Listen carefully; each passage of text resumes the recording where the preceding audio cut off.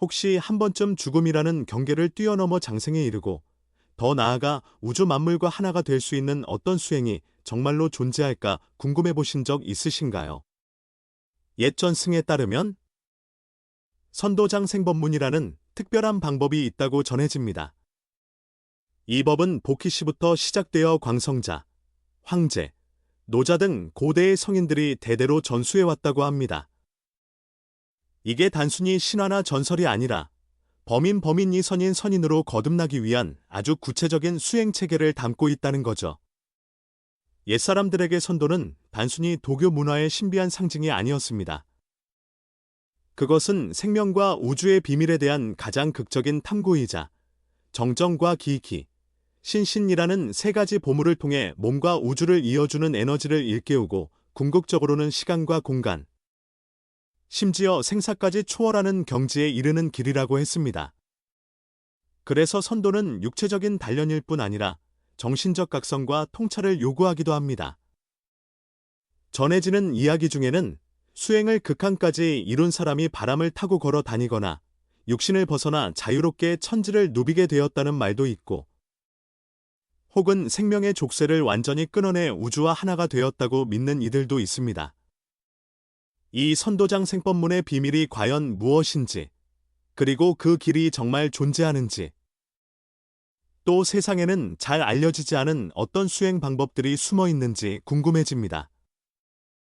전해지는 말에 따르면 길을 단련하면 몸속의 선천지기를 깨울 수 있다고 하고, 양신을 밖으로 나들이시키면 육신에서 의식을 분리해만 리의 시공간을 넘나들 수도 있으며, 수행의 정점에 오르면 물질적 제약을 벗어나 우주와 완전히 합일될 수도 있다고 합니다. 이런 내용이 마치 신화 같은 환상 여행처럼 들리지만 그 안에는 수천 년 동안 이어져 온 수행자들의 지혜와 경험이 담겨 있다는 것이죠. 물론 이 길이 결코 쉬운 건 아닙니다. 엄청난 인내와 끈기, 그리고 깨달음이 필요하다고 전해지는데, 그럼에도 불구하고 한 걸음 한 걸음마다 몹시 신비로운 매력이 깃들어 있다고 합니다. 오늘은 이 오래되고 신비로운 길인 선도장 생법문의 핵심을 살짝 들여다보려고 합니다. 전에 내려오는 이야기에 따르면 선도장 생법문은 서로 긴밀히 이어지는 몇 개의 단계로 구성되며, 각 단계를 지나갈 때마다 마치 잠겨있던 생명의 열쇠가 하나씩 풀리는 것처럼 새로운 가능성이 열린다고 합니다. 그 과정은 단순히 육체만 변화시키는 것이 아니라 깊은 정신적 통찰을 요구하며 때로는 의식조차 뛰어넘어 우주의 근원에 가닿는 일을 포함한다고 전해집니다. 먼저 사람들은 명기 과정을 통해 내부에 잠들어 있던 생명 에너지를 다시 불러일으킨다고 말합니다. 고대인들은 기가 삶의 근간이라고 믿었고, 이 기는 하늘과 땅을 가득 채우는 에너지이자 인간 몸속을 관통하는 생명줄과도 같다고 했습니다. 명기의 목표는 바로 이 선천지기를 깨워 다시 활발히 흐르도록 만드는 것인데, 특히 단전에 집중하면서 호흡과 명상을 통해 기를 인체의 인맥과 동맥으로 유도해 순환시키는 방식이라고 합니다. 소위 소주천이라 불리는 이 작은 순환이 원활해질 때 등 쪽으로는 동맥을 따라 기가 상승하고, 머리 위의 뉘왕궁을 지나 다시 가슴 앞쪽의 인맥을 따라 내려오며 단전에 이르게 된다고 하죠. 처음에는 희미한 열감 정도만 느껴질 수 있지만 숙련될수록 점차 온도나 진동 같은 느낌이 분명해진다고 합니다. 왜 이렇게 기를 돌려야 하는지에 대해 고대인들은 태아가 모태에 있을 때 바로 이 경로로 선천지기가 순환되었다고 했습니다. 그러다 세상을 살면서 겪은 여러 후천적 숨쉬기 방식이나 스트레스로 인해 그 순환이 막혀버리게 되는데, 명기를 통해 이 선천의 흐름을 되살리려는 거죠. 또 이 경로가 우리 몸의 자율신경계와 내분비계와도 긴밀히 연결되어 있어서 기가 온전히 순환되기 시작하면 자연치유력이 올라가고 후속 단계 수행을 할 토대를 닦게 된다고 믿었습니다. 그리고 어느 순간이 되면 단전 안에 뭔가 특이한 현상이 나타난다고 해요. 소주천 순환이 충분히 이루어지면 기가 점차 결집해서 마치 작은 구슬 같은 형상을 이룬다고 하니 이를 소약이라고 부릅니다. 이제 기가 눈에 보이지 않는 흐름만이 아니라 미묘하게 물질화된 에너지 덩어리처럼 변해간다는 거죠. 이때 단전에서 뻗어나오는 묘한 빛을 느낄 수도 있고 아주 깊은 내적 진동이 일어나며 호흡이 바늘구멍으로 공기가 드나드는 듯이 극도로 미세해진다고 합니다. 소약이 만들어지는 것은 후에 대약을 성취하기 위한 준비 단계로 여겨지는데 한층 더 농축된 에너지를 만들어내기 위해선 소약이 전신을 순환해야 하고 그러면서 점차 강력하고 안정적인 상태로 진화해야 한다고 합니다. 이렇게 소약이 한참을 돌고 돌아 어느 지점에 이르면 대약으로 도약한다는데요. 이때 후천의 기가 완전히 물질화되어 이제는 아예 선천의 기로 서서히 전환된다고 합니다. 이를 두고 후천에서 선천으로 넘어가는 결정적 비약이라 부르는데 바로 생명에너지가 질적으로 변화한다는 것이죠. 대약에 이른 수행자는 거의 태아가 자궁에서 숨 쉬듯이 움직이지 않는 호흡, 곧 태식 상태에 들어가게 되고 실제 물리적인 호흡은 극도로 약화되지만 오히려 몸의 활력은 더 강렬해진다고 합니다. 생리학적으로 보면 이 상태는 에너지 대사의 효율이 극도로 높아져 세포 재생 능력이 크게 올라가며 노화가 늦춰질 수도 있다고 해석하기도 합니다. 이 대약의 에너지는 이제 전신, 특별히 머리 쪽 니완궁까지 끌어올려서 다시 삼키는 방식으로 더 강화한다고 해요. 그렇게 에너지를 삼키면 단전과 가슴 사이에 있는 황정 부근에 자리 잡혀서 더욱 온전하게 길러진다고 합니다. 이쯤 되면 생각이라는 것이 거의 먹고 마음이 텅 빈 골짜기처럼 고요해지는데 오직 기에 약동만 생생하게 느껴진다 합니다. 이를 불실신 부실신 상태라고 부르며 더욱 깊은 경지에 들어서는 이정표가 된다고 합니다. 이후 기가 더 한층 정밀하게 다듬어지면 물질적 에너지 형태에서 벗어나 신신내 단계로 변한다고도 합니다. 마치 무언가 황금빛 광채가 온몸을 관통하는 듯한 이상한 체험을 하기도 하고 하늘에서 빛이 쏟아져 온몸을 뚫고 들어오는 느낌을 받을 수 있다고 하는데 이러한 체험은 우주의 에너지가 몸속으로 흘러들어오는 상징으로 여겨진답니다. 이때 수행자는 그 빛을 재빨리 액체처럼 흡수해 삼켜서 대약과 결합시켜 기가 더욱 맑아지고 진동수가 올라가도록 한다고 합니다. 그러면 의식도 점차 몸을 초월하여 잠재의식의 깊은 영역으로 들어가게 되는데 이 시점을 기가 신으로 전화되는 단계라고 부릅니다. 그리고 정말 흥미로운 이야기는 수행이 어느 정도 무르익으면 양신이라는 것이 생겨나 몸을 떠나서 자유롭게 밖을 누빌 수 있다는 겁니다. 이 양신은 기와 신이 합쳐져 만들어진 분신 같은 존재로 수행자의 의식을 몸 밖으로 끌어낼 수 있게 해준다고 하는데요. 처음에는 갓난아기처럼 쉽게 약해지니 조심스럽게 다뤄야 하지만 숙달 될수록 더 멀리, 더 오랜 시간 동안 몸을 떠나 주변을 살필 수 있게 된다고 합니다. 가까운 곳 몇 발자국 정도에서 시작하여 점점 1리, 100리, 심지어 1000리 떨어진 곳까지도 양신이 자유롭게 다다를 수 있게 된다고 하죠. 그 지점에 오르면 시공간을 초월한 투시나 원거리 감각, 심지어 시간을 뛰어넘는 인식까지 할 수 있다고 전합니다. 마지막으로 수행의 종착점인 환어 상태에 이르면 양신과 육체가 완전하게 융합되어 우주의 에너지 진동수와 하나가 된다고 합니다. 이때 수행자는 모든 물질적 제약을 초월해 완전히 자유로운 존재가 되고 우주 그 자체로 되돌아간다고 표현하죠. 그것은 소멸이 아니라 본래 자리로 돌아감. 곧 천지와 같은 수명을 누리고 해와 달과 함께 빛나는 경지라고도 전해집니다. 그렇게 되면 몸의 원자 하나하나가 아주 높은 진동으로 공명하여 우주와 똑같이 떨리고 시간과 공간을 넘어서는 언어로는 형용하기 힘든 체험을 하게 된다고 해요. 이렇게 단계마다 정밀하게 수행을 이어가면서 범인이 점차 우주와 합이라는 선인의 경지로 가게 되는 것이 선도장 생법문이라는 겁니다. 이것은 그저 오래된 신비한 수행 체계일 뿐 아니라 자기 자신이 누구인지, 생명의 본질이 무엇인지를 극한까지 파고드는 궁극적 탐구이기도 하겠지요. 그러나 이 길은 아무나 쉽게 들어설 수 없다고도 합니다. 커다란 의지와 인내가 필요할 뿐 아니라 잘못된 한 걸음이 신체와 정신에 치명적인 손상을 줄 위험성도 있기 때문이죠. 이를테면 길을 다루는 과정 자체가 예민하고 복잡합니다. 길을 잘못 몰아붙이면 기가 특정 부위에 막혀 기결기결이 생기거나 가슴 답답함과 두통 같은 증상이 생길 수 있으며 심할 경우 몸에 큰 손상을 줄 수도 있다는 경고가 전해져 내려옵니다. 특히 기가 신으로 전화되는 즈음에는 몸과 마음이 깊이 융합되는 과정을 거치게 되는데 여기서 마음이 흔들리거나 잡념이 치솟으면 잘못된 환각에 빠질 위험도 있다고 합니다.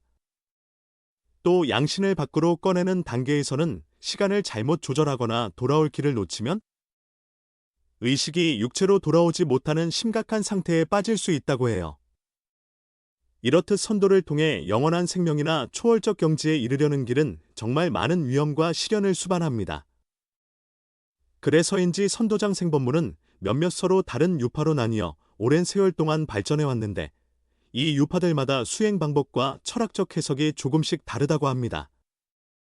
예를 들면 오류파라는 전통적인 파가 있는데 이들은 가장 체계적이고 신중한 접근으로 유명합니다. 명기에서 시작해 소약, 대약, 기가 신으로 변하는 과정을 하나하나 충실히 밟아가야 한다는 거죠.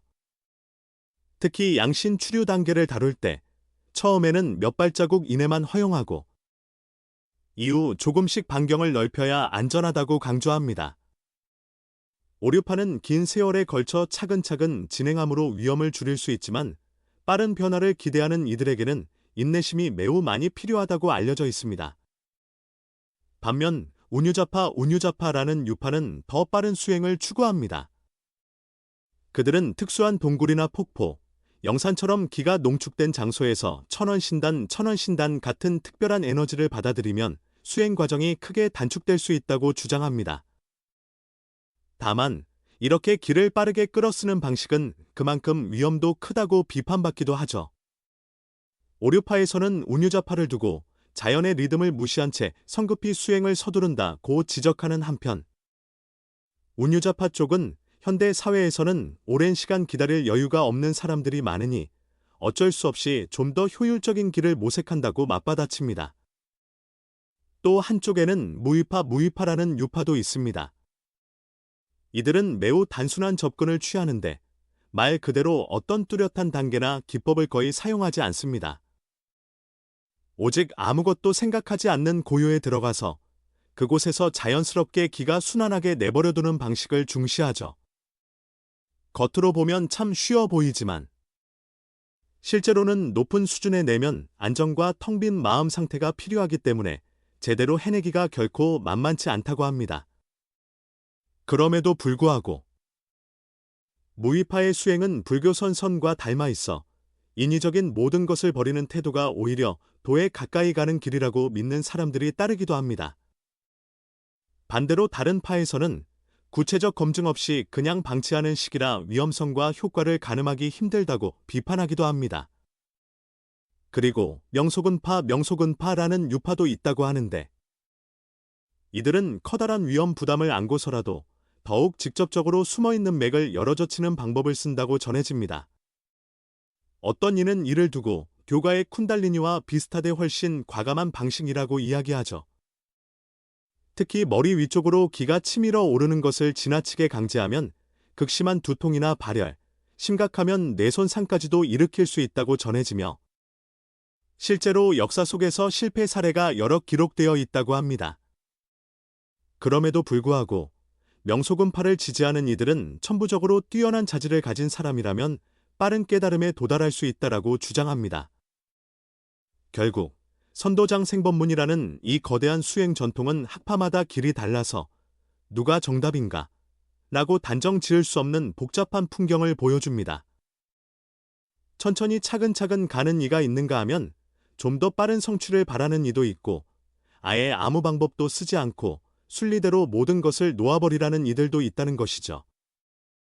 각각의 방식이 모두 위험과 이점을 동시에 지니기 때문에 수행자는 스스로에게 맞는 길을 택해야 한다고 합니다. 더욱 중요한 것은 이 길이 결코 맹목적인 열망이나 욕심으로는 뚫을 수 없다는 사실이 아닐까 싶습니다. 선도는 자신을 비추는 거울처럼 우리의 끈기와 지혜, 그리고 내면의 그릇이 얼마나 되는지를 보여주는 과정이니까요. 어쩌면 그래서 선도는 소수만의 길로 남아있는지도 모르겠습니다. 세상 누구에게나 문이 완전히 닫혀 있는 것은 아니지만 그 문턱을 넘기 위해서는 자신을 깊이 통찰하고 맞서야 할 온갖 난관을 감수해야 하기 때문일 겁니다. 그럼에도 불구하고 선도라는 전통은 그냥 사라지지 않고 수천 년을 이어져 왔습니다. 누구든 이 우주의 작동 원리와 생명의 의미에 대해 궁금해하고 그 본질적 질문에 매달리는 순간이 존재하기 때문이죠. 고대부터 이어져 온 선도장 생법문은 단순히 영원히 살 수 있을까 하는 궁금증을 넘어서 우리 내면에 깃든 가능성과 우주적 존재와의 연결을 가장 깊숙이 파고드는 하나의 철학이자 수행 방식이라고 볼 수 있습니다. 연기를 통해 인맥과 동맥을 연결하는 이야기나 양신을 몸 밖으로 이끌어내어 스스로의 한계를 뛰어넘으려 하는 시도들은 사실상 우리는 누구인가, 어디에서 왔으며 어디로 가는가 라는 물음에 대한 도전이기도 합니다. 그렇다면 오늘날을 사는 우리에게 이 선도가 정말로 의미가 있을까요?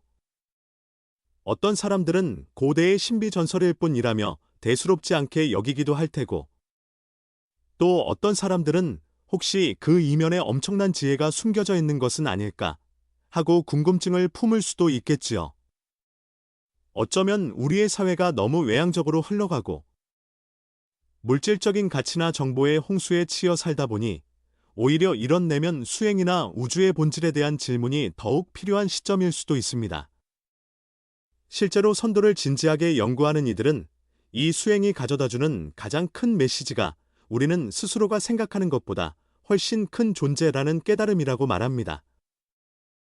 몸의 경계를 넘어 의식을 확장하고 우주의 맥동과 하나가 될 수 있다고 믿는 순간, 지금 당장 일상에서 발목을 잡고 있는 많은 문제들, 두려움이나 경쟁, 소유욕 같은 것들이 무의미하게 느껴질 수 있다는 것이죠.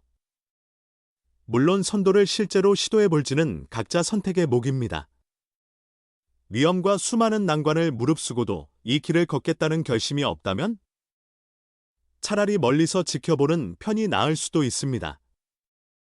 어설프게 시작했다가는 앞서 말했듯이 몸과 마음에 상당한 위해가 될 수 있으니까요. 그래서 옛선도 수행자들은 늘 깨달음과 겸손을 동시에 강조했다고 합니다.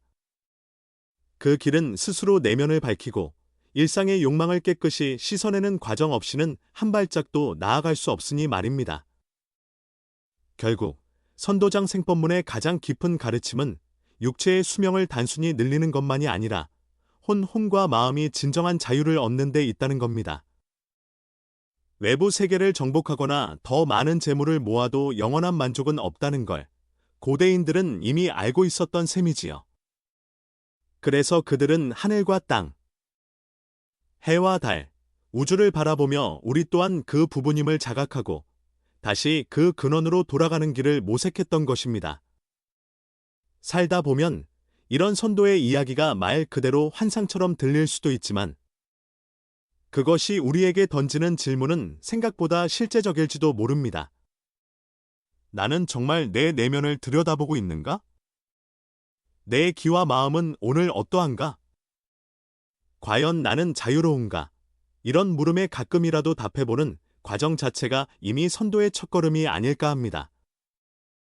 그리고 그 답을 찾아가다 보면 꼭 선도가 아니더라도 삶을 좀 더 근원적인 차원에서 볼 수 있게 되지 않을까 하는 생각도 듭니다.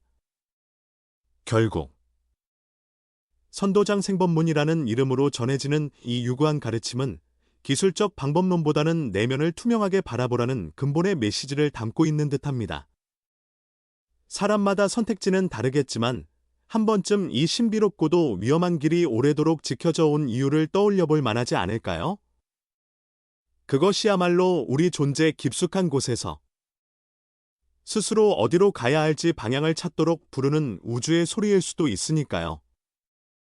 그렇게 잠시나마 걸음을 멈추고 내 안의 기가 어떻게 흐르는지, 마음은 얼마나 고요한지, 영혼은 진정 자유로운지를 돌아보는 시간.